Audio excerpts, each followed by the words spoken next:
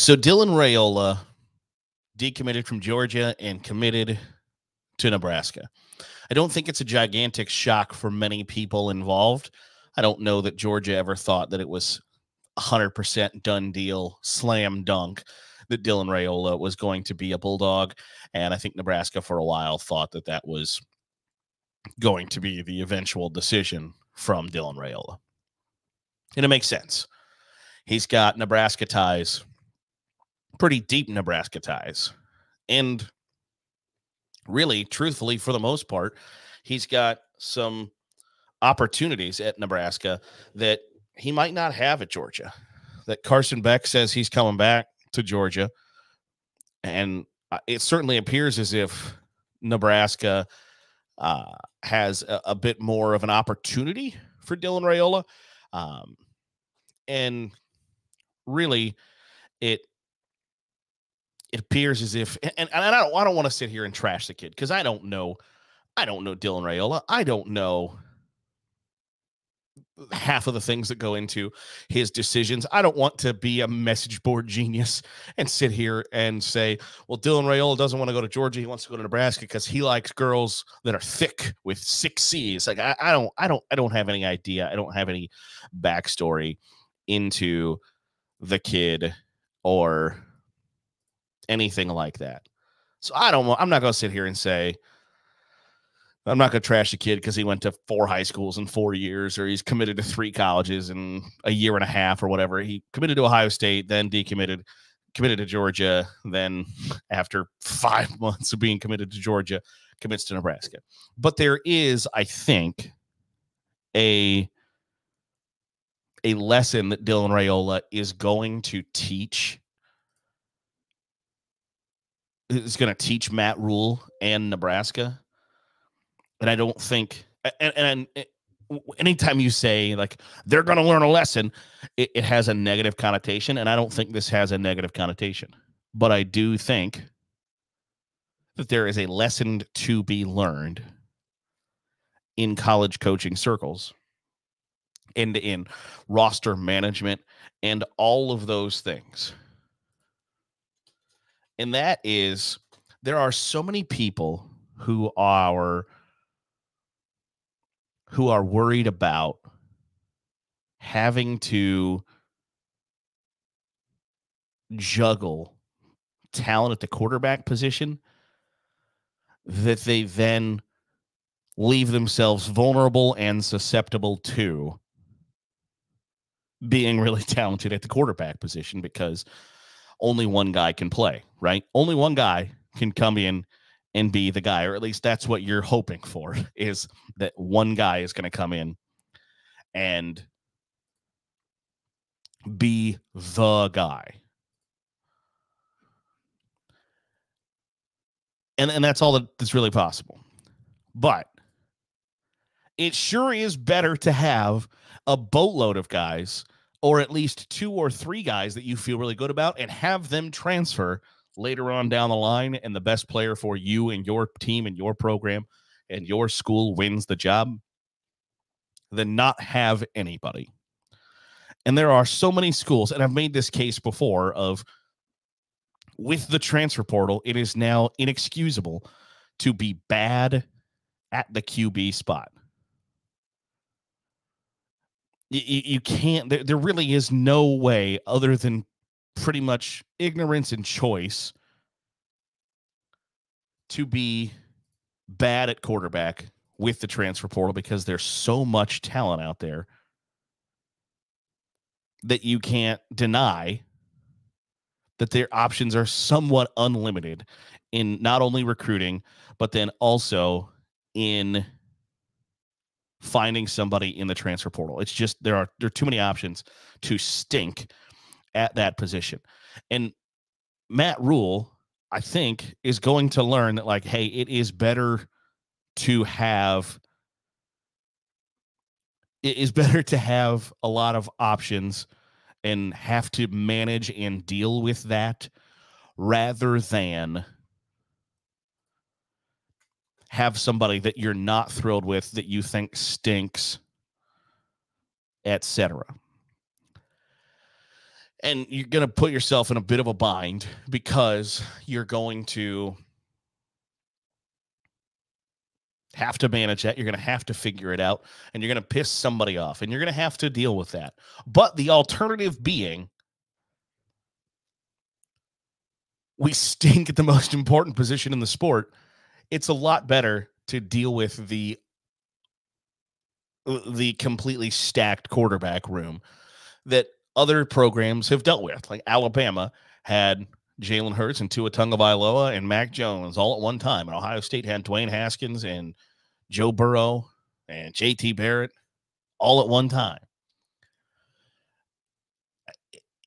That sure beats the alternative of having a quarterback room that you look around going, all right, do we have somebody that can go win us the game? Right? I've used the analogy before. Like at the quarterback spot, you either have a tractor or a trailer. You either have somebody who's pulling everybody with you, pulling in one direction, and is leading the charge. It's going to take you to where you need to go, or you got somebody who's riding along with you. So I think, for instance, like Kyle McCord would be viewed as a trailer in the tractor-trailer analogy. Is Kyle McCord going to drive you to victories? No. Is he along for the ride because the talent around him is really good? Yes. And it's sort of the argument that like Cam Newton made with Brock Purdy. Is Brock Purdy a tractor? Brock Purdy a trailer? And I think if you have to ask that question, you have your answer, right? But it's better to have 3 guys in your quarterback room that make you go, okay, yeah, we feel really good about these. Not everybody can play, and some of these guys are going to transfer. It's like Texas right now with Quinn Ewers, Arch Manning, and Malik Murphy are, Malik Murphy's out. He's saying, I'm going somewhere else. It's better to have that situation where you have too much talent. An overabundance of talent at the position is, I think, 100 times out of 100 more preferable than having an easier situation to manage. If your options are, I got 3 guys and I'm going to train them up, and 2 of them might leave and go to even conference rivals or go somewhere that is super inconvenient for me as a head coach, I would prefer that rather than, all right, we're going to have to be a kind of run and gun, ground and pound team, or we're going to have to be a ground and pound team because we're not going to be able to throw the pigskin or operate the way I want to operate. Basically, would you rather be, would you rather be USC offensively, or would you rather be Iowa? Because that's what it kind of boils down to. Would you rather be really good at the most important position, the most important aspect of the game, or would you rather be limited in what you can do in the most important aspect of the sport and have it be slightly easier to manage?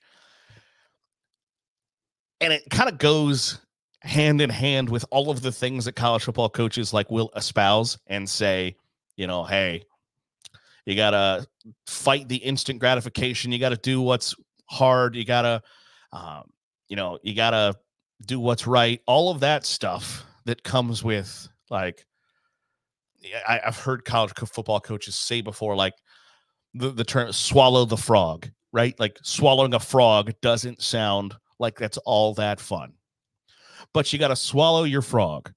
Do that first. You got to do the things that you don't want to do.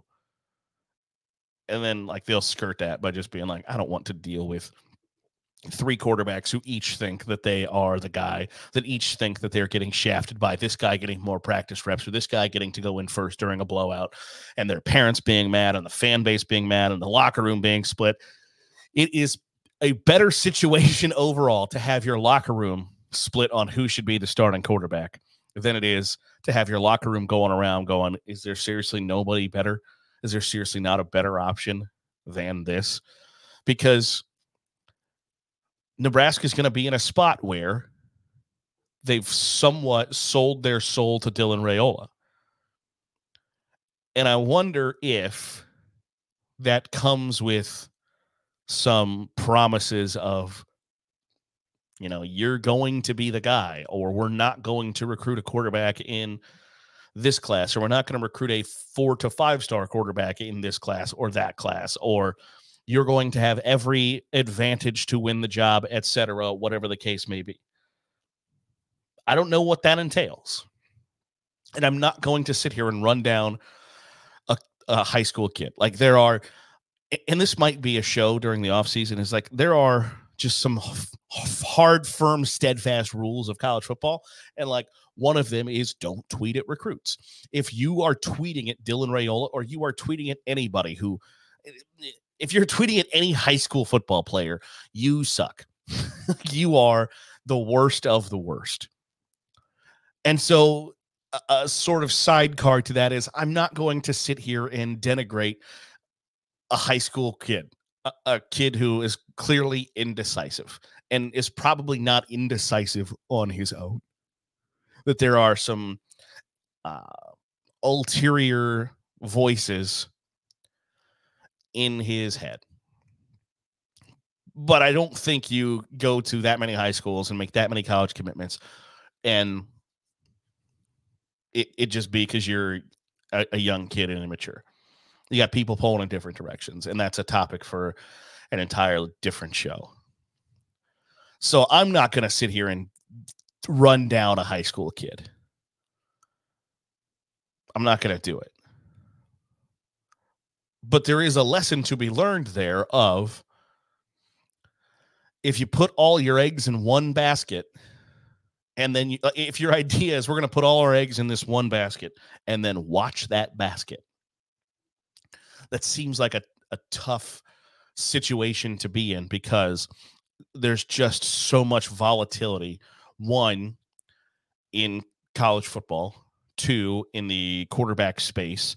Three, in this young man's history, to just completely sell your soul to, I'm going to make sure that this kid is the guy who's going to lead us to the promised land. Because very rarely is it just one player that leads you to the promised land, right? Like, very rarely is it the Cam Newton, the Jameis Winston, that just the Joe Burrow that just picks you up, puts them on their back, and takes you to a national title. It's very rare that happens. The Tim Tebow. It doesn't happen that often. And so for the idea that, like, if Dylan Raiola is the guy who's going to lead Nebraska back to a resurgence, I've said here on the show before, I think Nebraska under Matt Rhule is going to be a formidable opponent in the Big Ten for Ohio State, Michigan, Penn State, etc. I think Matt Rhule is the guy for the job at Nebraska. But if you're hanging your hat that Dylan Raiola is going to be the guy that takes you where you want to go, I don't know that that's the best path to getting where you want to go. I don't know that putting all of your hopes and dreams into a young man who has been to several different high schools and now is committed to his third college is the wisest thing. And whether that's a lesson that Matt Rhule learns the hard way or not, I don't know. But I do think when you are a first or second year head coach, or whatever the case may be,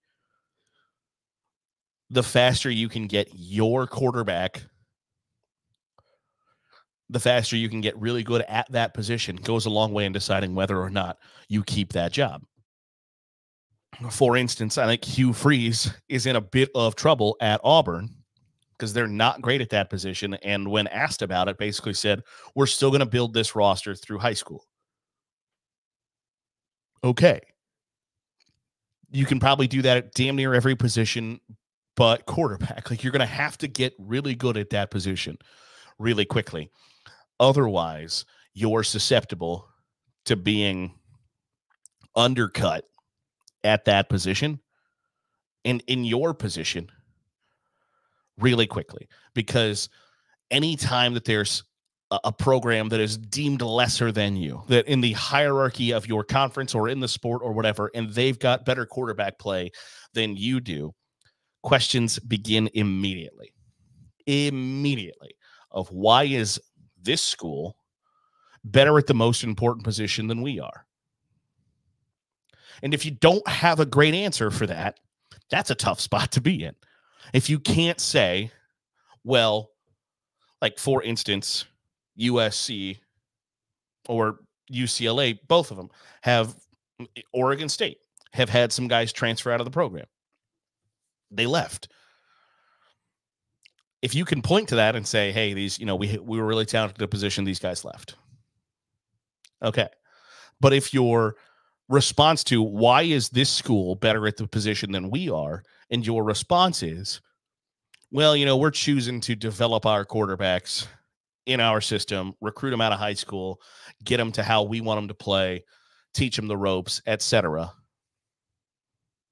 Basically, we're refusing to evolve with the times. It's not a great answer, and people start to question that. And when the questions start, that starts to roll downhill. So there's a lesson there of get really good at that position and get as many good guys at that position as possible, and then manage it. The old adage of like, if you got two quarterbacks, you've got none. I think you can throw it out the window, because generally the players know who should be the starter, and there's a hierarchy of who should be the starter. And if you've got that, and you've got a mature team, and you've got, you've done the right thing in every other aspect of the sport, you don't have to worry about it all that much. But I'm here to tell you, it's a hell of a lot better to have three guys, or at least two guys, that you think we can win any game we play with that guy, even if the first guy goes down, rather than it is to go, we're going to play 12 games, and I don't know how we're going to put the football across the goal line. So the lesson there, and I think Matt Rhule might learn, is that it's a lot better to have a couple of guys than it is to have one guy. Sorry, been fighting a little tickle in the throat. Than it is to have one guy and put all your eggs in that basket, because how easy it is to transfer now, how easy it is to entice somebody into the transfer portal with big NIL dollars. Like, there are schools that are losing kids, and I think it comes around eventually, but there are schools that are losing recruits to other schools that are going to be less successful on the football field, but those kids are getting more money in NIL. And for as easy as it is to entice kids to the transfer portal and give them big bags in NIL, I think the idea of we're going to put all of our eggs into this one quarterback basket is going to come around later, and people will look back on it and be like, man, that's a bad idea. Now, I'm not saying it's a bad idea for Matt Rhule and Nebraska to say, this is our guy. But the chances of either that guy being the guy that leads you to where you want to go, or that guy playing for 3 or 4 years in your program, I think feels kind of slim. And that's a lesson you don't want to have to learn the hard way. That'll do it for today's episode of the Daily Huddle. Appreciate you making us a part of your day, however it is, wherever it is you're doing so. If you're watching on YouTube, hit the subscribe button. Make sure you're getting all the great college football content we're pumping out here on Saturday Glory. If you're listening on the podcast feed, drop a 5-star review. It goes a long way in helping out the channel. We'll be back at it tomorrow right here on the Daily Huddle with Saturday